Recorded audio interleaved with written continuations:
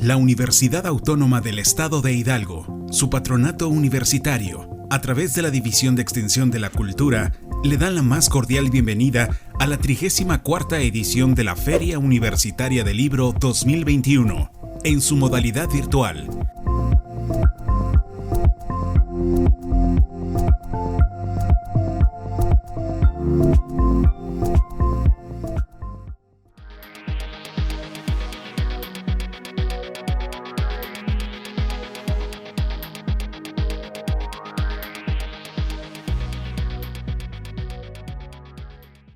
Hola a todas, a todos. Muchas gracias por acompañarnos en esta ocasión tan especial para quienes hemos estado cerca de Diario del Dolor de María Luisa Puga, esta obra maravillosa y que conserva una impresionante actualidad. Yo conocí a María Luisa Puga cuando ella tenía sus talleres literarios en Erongarícuaro, Michoacán, y fui buscando una maestra, hice una especie de peregrinación hasta allá, que no era fácil llegar, y fue una experiencia maravillosa y entrañable que siempre voy a recordar y atesorar, por supuesto. Y nunca imaginé que iba a tener la oportunidad en la Dirección de Publicaciones de la Coordinación de Difusión Cultural de la UNAM, de publicar a María Luisa Puga. Empezamos publicando de ella en nuestra colección Vindictas, en esta antología de cuentistas latinoamericanas, en un proyecto donde estamos rescatando la obra de escritoras latinoamericanas del siglo XX que en su época fueron marginalizadas, que no han sido justamente ni suficientemente leídas. Y en este libro publicamos Juan Casamayor y yo, que es el coeditor de Páginas de Espuma en España, incluimos un cuento de María Luisa Puga que se llama Inmóvil Sol Secreto, un texto que está en las antípodas del libro que hoy presentamos de Diario del Dolor. Y es un texto, ese cuento luminoso, literalmente bajo el sol terrible de una isla en el Mediterráneo, donde una pareja está buscando y encontrando esos tejidos misteriosos que les pueden confirmar una vida en un futuro, o que solo verán cómo la destrucción termina cayendo sobre esa relación de pareja. Y en esta ocasión nos reunimos para presentar Diario del Dolor a partir de una investigación que después de publicar el cuento estuvimos haciendo acá en la UNAM sobre la obra de María Luisa Puga. Nos llegaban mensajes y recomendaciones y que siempre agradecemos porque es una fuente de la que siempre se ha alimentado este proyecto. Vindictas existe gracias a una nómina interminable de escritoras, de académicas, de colegas y cómplices que nos han enviado desde toda la geografía del español sugerencias para que leamos o releamos y recuperemos a varias escritoras de distintas nacionalidades. Y por supuesto que había la recomendación de volver a María Luisa Puga. Y encontramos que sus libros, principalmente sus novelas, están vivas en el catálogo del editorial Siglo XXI. Es una editorial que atraviesa por un momento difícil, que no sabemos muy bien cómo está su situación ahora y que por lo tanto pues es de alguna manera se puede deducir que no está circulando el catálogo como todos esperaríamos. Y es una pena porque significa también que no hay el acceso a una obra que es tan importante conocer desde nuestro tiempo como lectores. De eso vamos a conversar ahora. Y hubo un tuit luminoso, como son los de Cristina Rivera Garza, un tuit en el que ella preguntaba cuándo se iba a reeditar Diario del Dolor. Y esa obra sí que no está circulando, y un libro que no circula es como si no existiera. Si solo lo podemos encontrar, como ha sido costumbre, hallar los libros de las escritoras a las que hemos recuperado en Vindictas, y solo las podemos recuperar en las librerías de viejo o en secciones especializadas en las bibliotecas, entonces su obra no está accesible para los lectores, para la mayoría de los lectores. Entonces, Gracias, Cristina, por esa recomendación, porque tú pusiste en el radar esta obra y ahora podemos además contar con una introducción muy conmovedora, pero también muy puntual, muy exigente con este tiempo también de Brenda Navarro, que ha realmente diseccionado el Diario del Dolor de María Luisa Puga para decirle a los lectores hoy por qué tenemos que leer esta obra y por qué, y con eso quisiera comenzar, Brenda, esta conversación, por qué este diario del dolor es hoy más necesario que cuando fue publicado por primera vez. Gracias, Socorro, gracias, Cristina, por estar aquí conmigo. Bueno, a mí me gustaría iniciar esta conversación retomando un poco el texto que escribió Cristina Rivera Garza por ahí de 2004, si no nos equivocamos todas, con una pregunta que me parece muy pertinente que se está respondiendo ahora con esta publicación. Ella dice, ¿qué silencia el lenguaje cuando se habla de dolor? ¿No? Empieza así. Y yo estuve tratando de pensar ¿por qué le vamos a decir a las lectoras? Además, yo me las imagino jóvenes universitarias, sabidas de tener mucho conocimiento de Vindictas.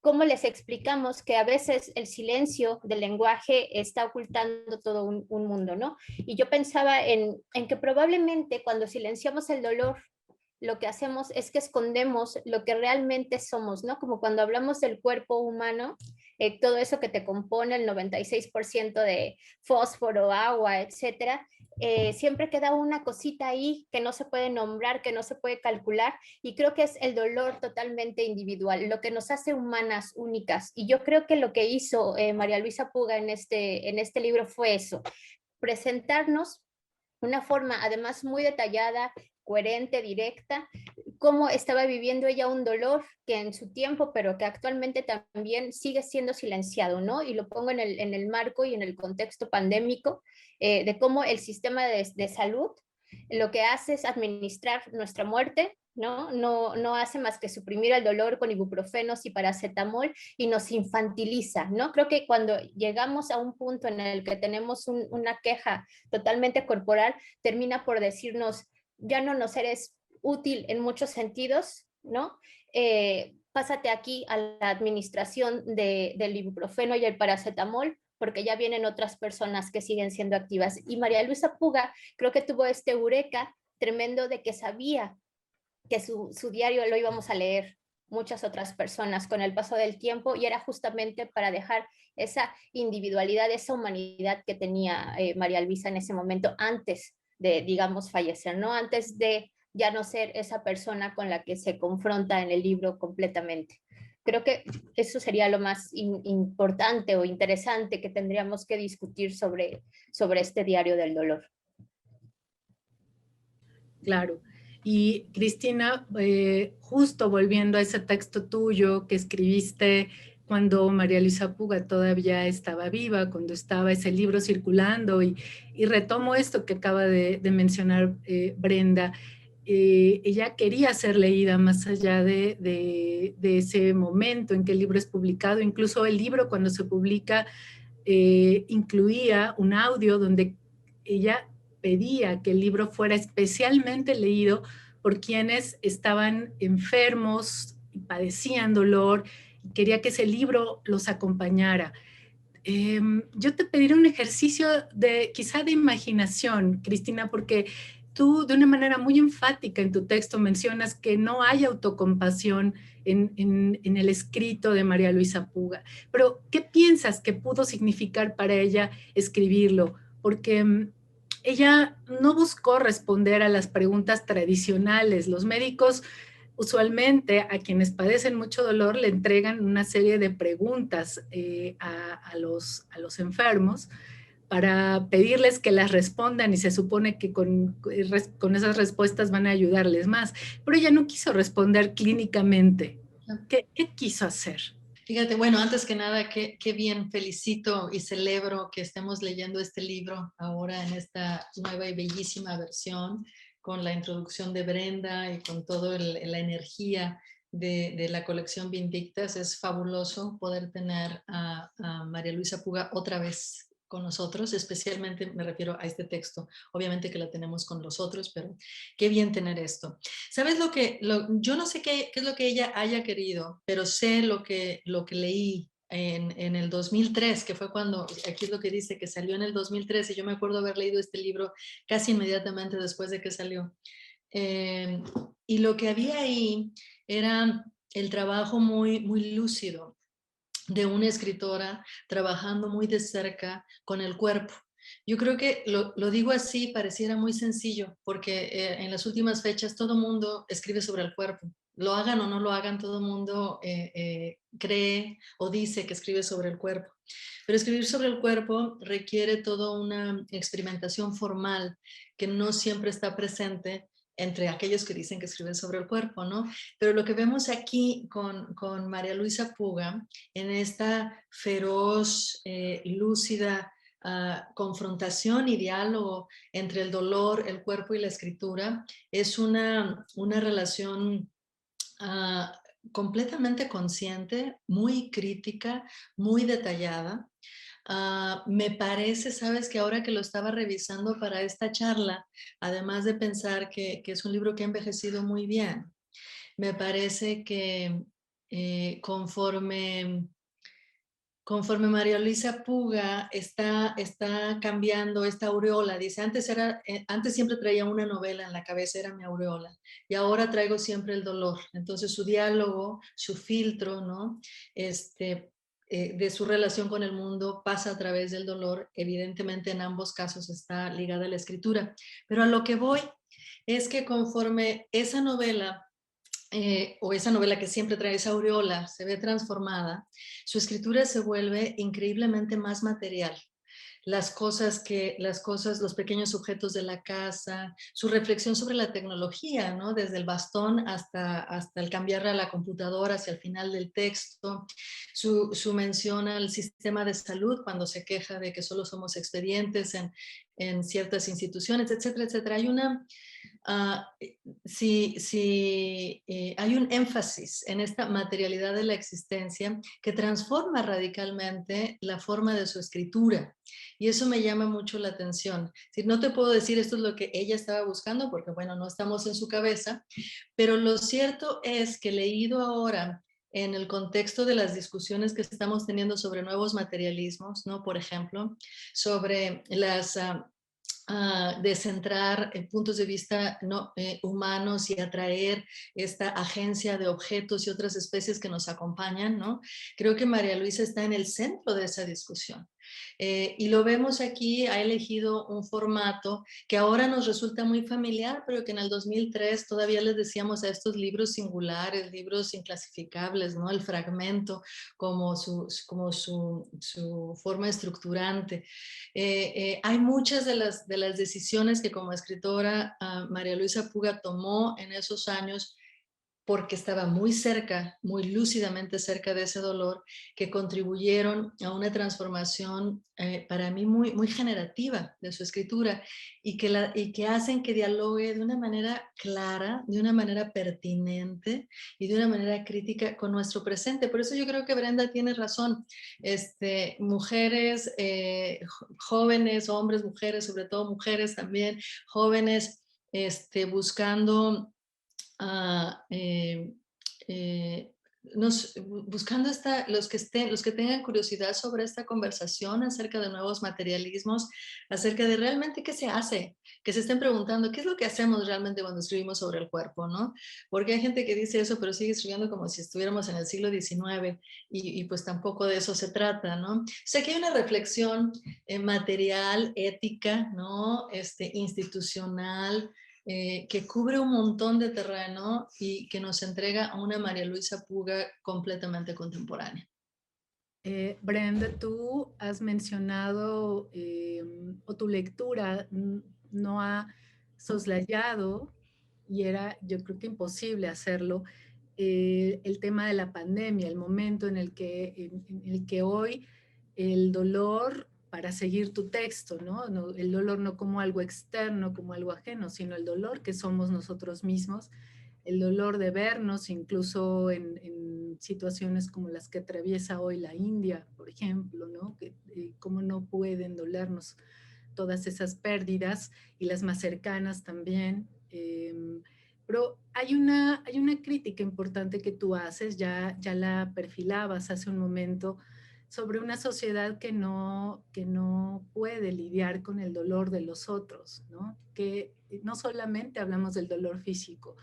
Cuando alguien está en duelo, rápidamente le quieren dar antidepresivos o le quieren llevar a un psiquiatra, o que inmediatamente supere ese dolor, que parece que no se puede atravesar esa experiencia, y sobre todo el mundo alrededor no lo permite. Entonces, quisiera que profundizaras en esto que mencionas en tu introducción sobre un Estado que de inmediato desecha a los dolientes, pero también sobre un papel que el Estado ha cedido por completo a esos dolientes.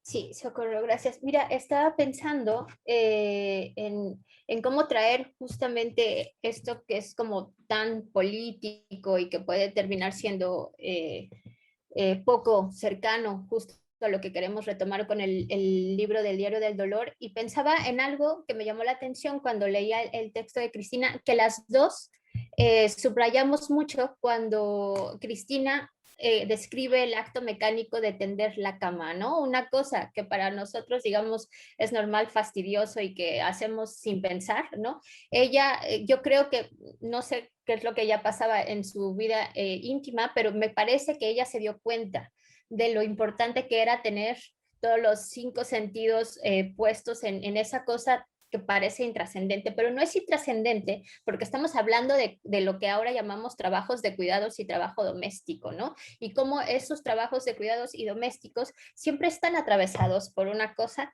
que sabemos todas, ¿no? Que son las mujeres. Somos las que principalmente hacemos eso. Y todos estos dolores y todas estas cosas silenciadas por un Estado que nos dice que tenemos además que ser productivos todo el tiempo, lúcidos, racionales, que tenemos que ser unos grandes hombres en general, ¿no? Por así decirlo, y además un tipo de hombre muy específico. Lo que yo creo que hace María Luisa Puga con estos pequeñísimos detallitos es decirnos, pero no estamos hablando de cómo el dolor nos está afectando como humanidad, ¿no? Y creo que vivimos en una época en la que la mayoría de las personas, especialmente los grandes pensadores, como les llaman, dicen que estamos viviendo en un siglo muy indolente, ¿no? Que no hay empatía, que la mayoría de nuestras acciones son individualistas. Y yo creo que es verdad en un cierto espacio específico de las sociedades y del mundo, pero también nos demuestra que sociedades como las latinoamericanas nunca hemos sido individualistas, ¿no? Que la mayoría de los trabajos de cuidados y domésticos siempre han sido en redes, y que justo este tender la cama cuando tú no puedes hacerlo, siempre hay alguien. Y ese alguien, por supuesto, no es un servicio público, ¿no? Que debería de serlo, no es alguien que está pensando como en cómo hacer que esto sea mucho menos difícil para las familias, sino que es ese alguien que además se ve afectado. Y también lo meto que tiene que ver mucho con lo del hombre, ¿no? Y también eso lo saca Cristina y lo saqué yo cuando lo leímos, como ella se da cuenta de que ella se vuelve una especie de enfermedad social para su pareja, ¿no? De pronto se vuelve un lastre para, o ella siente, ¿no? No sabemos lo que piensa su hombre, pero ese hombre como figura en mayúsculas además me lleva como a pensar en esto, ¿no? Terminamos todas las personas que nos duele algo, que tenemos una cosa crónica, además cargando esta culpabilidad de ser un lastre para las personas que nos quieren, porque no hay ningún tipo de servicio público, ningún tipo de política pública que nos haga lidiar con estas cosas de la manera más amable posible. Y vuelvo a la pandemia, ¿no? Cuando estaban todos los gobiernos viendo de qué manera iban a solucionar, de parar los contagios, pongo España, pero también pongo México, pues nos trajeron a casa todo el trabajo, ¿no? Todo lo público nos lo trajeron a casa, y en México sigue estando así, ¿no?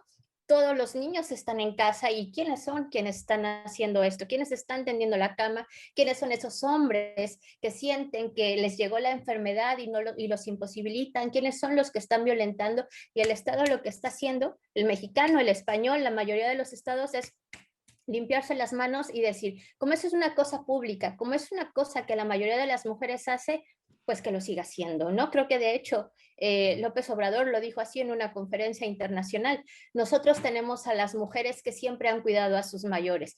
Pues sí, pero ¿a qué precio, no? Y yo creo que va por ahí la discusión. Y yo no sé tampoco qué es lo que pensó María Luisa en el momento en el que lo escribió, pero justo sí creo que tuvo como el eureka de decir, esto es importante, ¿no? Esto que yo estoy viviendo es importante y lo tengo que dejar. Y yo creo que no hay mejor regalo para nosotras las lectoras que lo haya dejado en literatura, ¿no? Porque finalmente, aunque es un diario, digamos, lúcido, concreto, fragmentado, sigue siendo literatura. Y eso se agradece muchísimo, porque si ella, como tú decías, se hubiera puesto a escribir lo que le pasaba con una narrativa médica, hubiera vuelto a llevar el dolor a lo público, y entonces se hubiera vuelto una cosa de expedientes, ¿no? Y ella no quiso ser un expediente, como no deberíamos de ser todas las personas un expediente. Sí, hoy leía que hay muchos casos en los hospitales con pabellones de cancerología donde los esposos abandonan a las mujeres, sobre todo cuando están en condiciones ya muy, muy graves, las dejan allí completamente a su suerte, ¿no? Porque en el sistema médico que conocemos, quedarte solo en un hospital es prácticamente que te dejen a la deriva, ¿no? Hay otra coincidencia, Cristina y Brenda, en los textos que ustedes escribieron sobre Diario del Dolor, que a mí me gusta mucho esta reflexión que haces, Brenda, para traer la noción de Donna Haraway, este concepto sobre los cyborgs. Donna Haraway dice, la medicina moderna está asimismo llena de cyborgs, de acoplamientos entre organismo y máquina, cada uno de ellos concebido como un objeto codificado en una intimidad. Y Cristina hace muy poco tuvo una muy, muy, muy buena y lúcida conversación con Donna Haraway acá en la UNAM, y me gustaría mucho como escucharla sobre esa mirada que está sobre estas páginas de María Luisa Puga. La mirada del cyborg, la mirada de la tecnología y el cuerpo. Sabes, antes de entrar a eso, nada más sobre lo que decía ahorita Brenda, me quedé pensando que yo no sé quién era el hombre de María Luisa Puga, y no sé si esté vivo, y de repente me dio curiosidad de saber qué pensará, que si está vivo, ¿no?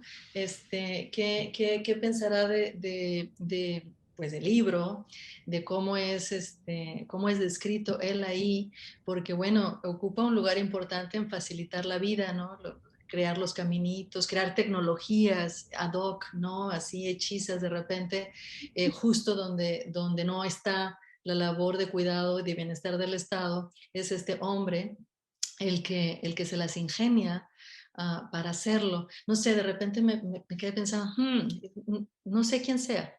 Y la otra cosa que me quedé pensando con lo que decías, Brenda, es que creo que lo que estamos viendo es, digamos, si le creemos a Silvia Federici todo lo que habla sobre los procesos de acumulación originaria, y si creemos que la acumulación originaria no es algo que haya pasado una vez en el proceso del desarrollo del capitalismo, pues lo que estamos viendo es que la pandemia ha creado las condiciones para otra versión, como para una reactivación de esa acumulación originaria a través de la explotación, pues del trabajo doméstico, que esa es una constante, ¿no? Esa es parte de la apropiación de los comunes y es un constante a lo largo de la historia del capitalismo, pero que vuelve a ser refrendado, agudizado, ¿no? Puesto en escena de manera radical también, ahora con la pandemia y el trabajo siempre invisible de las mujeres, ¿no? La otra cosa bueno, a mí siempre me ha interesado, tengo años tratando de reflexionar sobre esta cuestión del dolor y cómo el dolor hay un trabajo, ¿no? Del duelo, que por algo se le llama trabajo, ¿no? Porque hay una participación muy consciente con otros, ¿no? Dinámica que nos pone, que cuestiona nuestra individualidad, ¿no? Y nos pone en necesario contacto con comunidades enteras. Y a mí me parece que ahí es donde está nuestra posibilidad de salirnos de los ejércitos de la indolencia, porque ciertamente yo creo que una de las cosas a las que nos enfrentamos políticamente, ¿no? O sea, y digamos físicamente, materialmente, es a lo que nos arrumba la indolencia que es una forma extrema de la individualidad, ¿no? Una forma militante de la indiferencia, ¿no? Entonces hay algo bien importante en este abrazar el dolor y en hacer el trabajo del duelo, del que claro que no vamos a salir igual, ¿no? Y por eso, claro, todos los hombres, yo también vi esa noticia, socorro, sobre los hombres que abandonan a mujeres y en general a los que sufren enfermedades crónicas, porque las enfermedades crónicas ponen una presión económica, emocional enormemente grande en grupos familiares. Cuando yo hice la investigación sobre el manicomio La Castañeda, pues esencialmente la gente que terminaba ahí, pues no estaban locos, ¿no? Eran una minoría los que podían tener, los que en realidad tenían cuestiones de enfermedades así llamadas mentales, pero realmente lo que eran enfermedades crónicas que sus familias ya no podían cuidar o que decidían que ya no tenían que cuidar y entonces llegaban ahí, porque esa es la naturaleza de la enfermedad crónica, ¿no? Pero bueno, todo eso a partir de lo que decía ahorita de Brenda en relación al libro, yo creo que también por eso el libro es tan actual, ¿no? Que nos permite estar entresacando y reenhebrando, ¿no? Esta conversación que nos dejó María Luisa Puga. Y bueno, a mí me parece bien interesante que parte de su reflexión, esa escena de la cama, de la arruga, como el cuento de la princesa, ¿no? Ahora entiendes, a lo mejor la princesa y el chícharo lo que pasa es que tenía una enfermedad de artritis reumatoide crónica, ¿no? Y por eso no podía soportar el chícharo entre los 20 colchones, ¿no? Porque son tan vívidas las descripciones que hace María Luisa en relación con su mundo, con el mundo de objetos pues que es su entorno, que nos invita a experimentarlas en el cuerpo propio, ¿no? Y de ahí, creo yo, a toda este es como un homenaje a los bastones, ¿no? O sea, todo lo que los bastones hacen, hasta dónde alcanzan, cómo extiende su brazo, cómo puede llegar abajo de la cama, abajo del refrigerador, y esa diabólica tapita del shampoo que no puede abrir. Bueno, hay una consideración, una agudización de los sentidos y su relación con la materia, y yo creo que como Haraway o como Bennett, ¿no? La que escribió este libro tan bonito, Vibrant Matter, lo que vemos es a mucha de esta materia en su forma, con sus múltiples agencias, ¿no? Ya no es la mujer que está en control de todos sus aspectos vitales y que domina, ¿no? Su mundo alrededor, como si se dominara una lengua, ¿no? Y al contrario, cae en una relación mucho más igualitaria y horizontal con estas múltiples tecnologías, las tecnologías que crea y compone el hombre con el que vive, y hasta llegar a la de la computadora. Y me parece increíblemente interesante que termine el libro con este cambio de plataforma, que también es otra indicación de su propio devenir cyborg, ¿no? Y ya como última cosa, hace poco, no hace poco, pero hace un par de años estuve en la Benson Collection, donde encuentran todos los documentos de María Luisa Puga. Yo llevaba una clase, íbamos de la Universidad de Houston y fuimos a visitar la Benson Collection. Si no la han hecho, vayan, es una colección fabulosa donde hay documentos verdaderamente preciosos.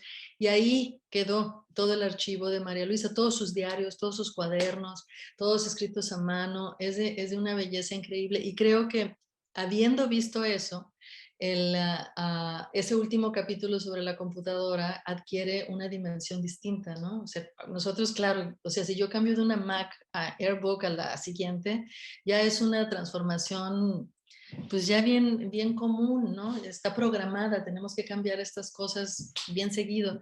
Pero para María Luisa Puga, en ese momento, este cambio de plataformas es tan importante como para merecer que con eso cierre su libro. Y si vemos la importancia que le da a la letra manuscrita y la relación que tiene el cuerpo con la letra manuscrita, ¿no? También, que no es tan simple de que sea su identidad que pase por ahí, porque toda letra manuscrita es parte de un régimen de escritura, o sea, tampoco es la cosa así tan directa, pero en todo caso, que esa sea su reflexión, yo creo que se liga con esta conciencia mucho más horizontal de su relación con objetos. Estoy segura que si hubiera hablado de plantas, si hubiera hablado de animales, creo que la misma relación horizontal la podríamos ver, y las agencias de estos otros seres y todas esas especies que nos acompañan también nos habría dado un retrato mucho más dinámico y más interesante, claro.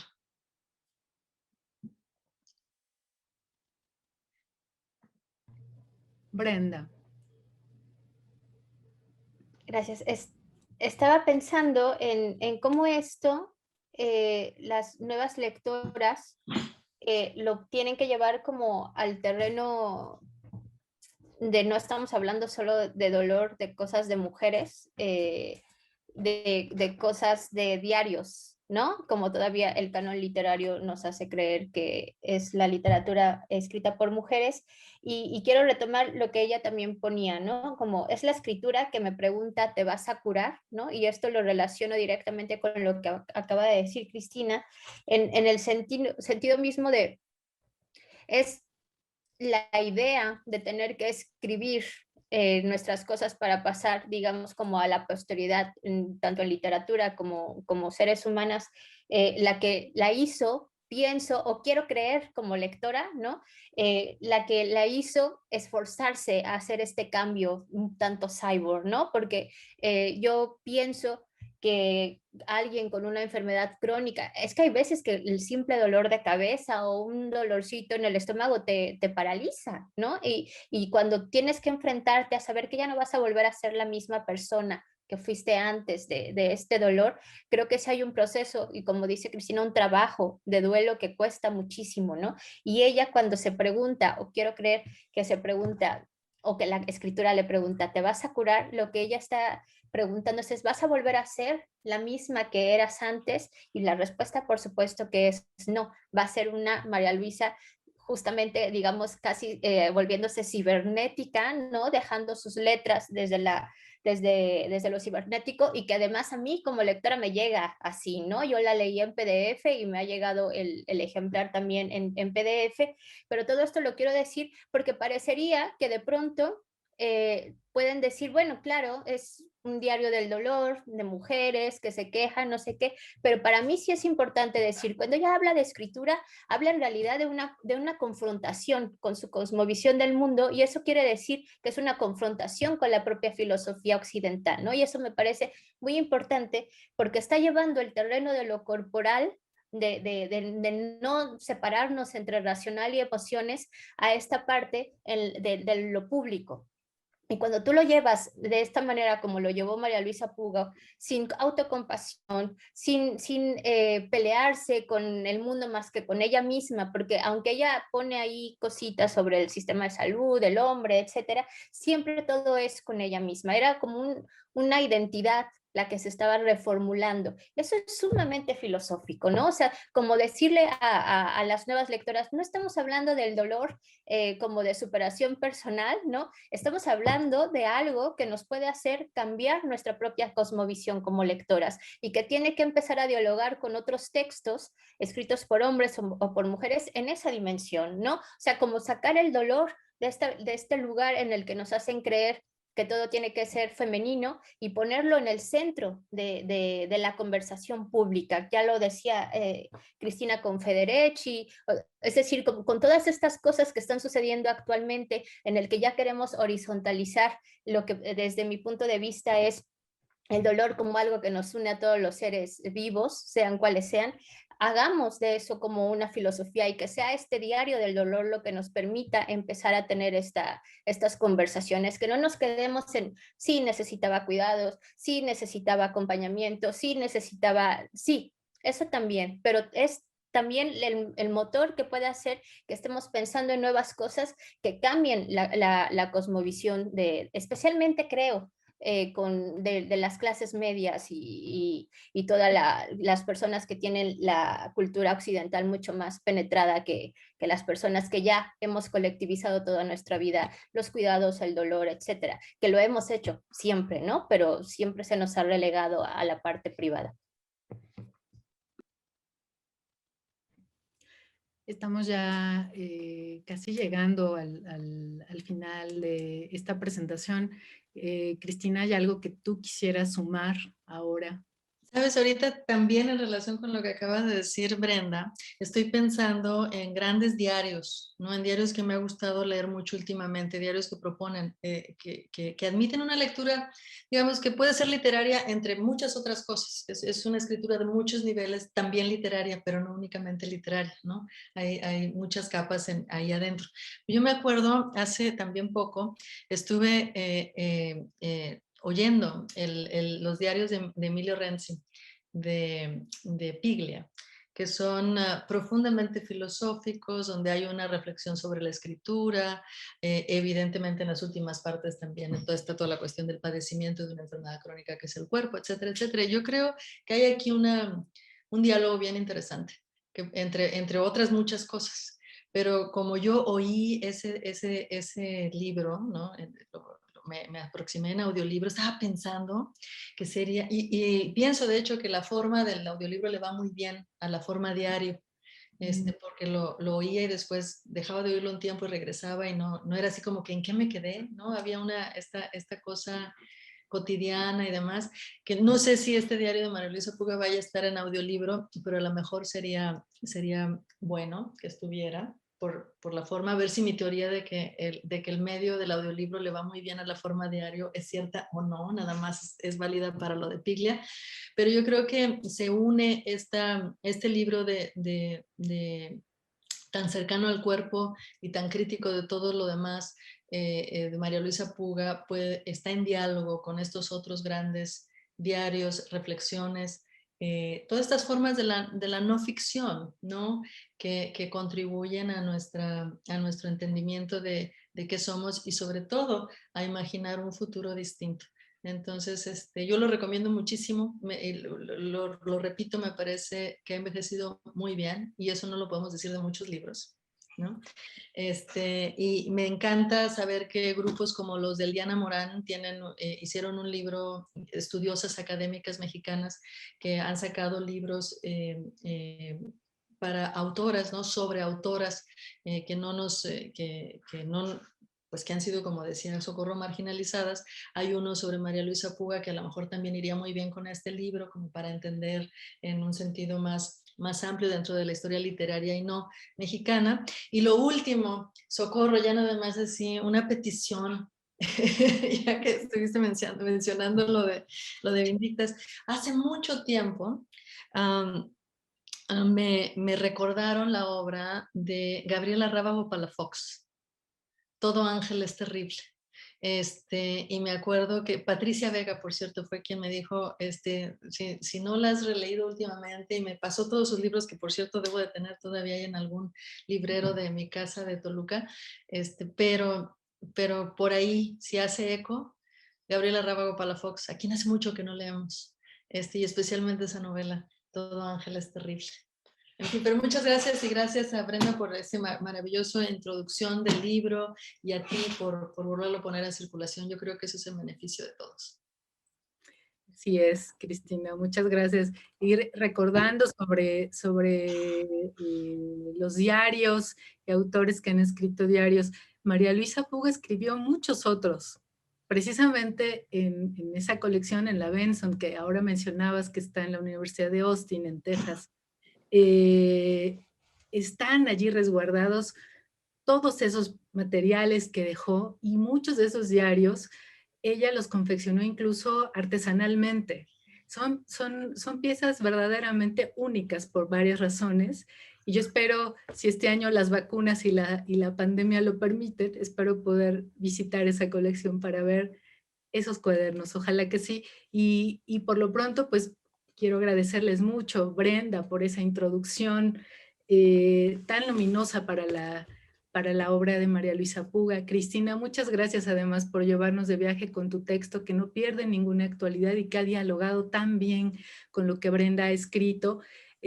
Para quienes hoy nos han escuchado en esta presentación, quisiera invitarlos a que lean un adelanto de Diario del Dolor publicado en la revista de la universidad, y quienes quieran comprar Diario del Dolor ya pueden encontrarlo en la librería electrónica de Libros UNAM, en formato electrónico o impreso. Con esta colección hemos querido llegar a todos lados y si bien el viaje para los libros impresos siempre tiene muchos desafíos, para los libros electrónicos hoy no hay ninguna barrera, así que pueden, de todas las formas, como mejor prefieran, pueden llegar a esta obra maravillosa, imperdible de María Luisa Puga. Y muchas gracias por seguirnos, muchas gracias a ustedes otra vez. Hasta luego. Gracias, hasta luego. Bye.